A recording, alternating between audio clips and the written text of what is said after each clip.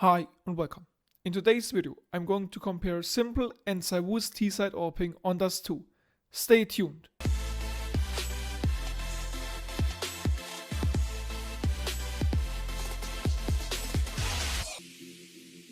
For this video, I only took a look at the rounds where they actually had an AWP or a scout. In reality, ZywOo isn't the one scouting, therefore I only looked at AWP rounds from ZywOo and AWP and scout rounds from S1MPLE.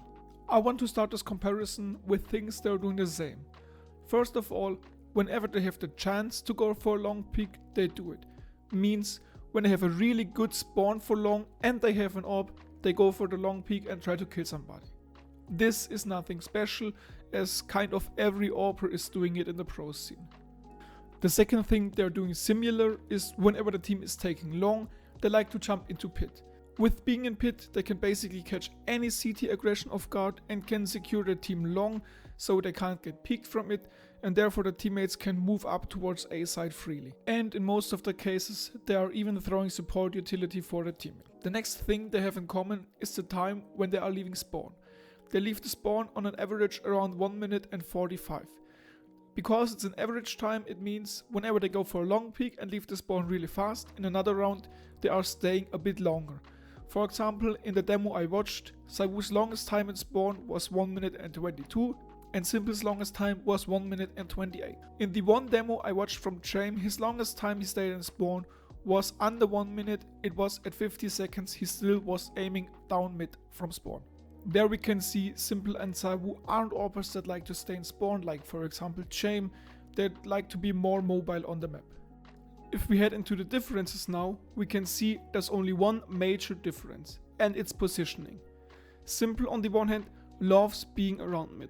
You often see him jumping down from spawn into suicide, go top mid, move towards barrels, move up short, be around bottom mid when they take B and things like that.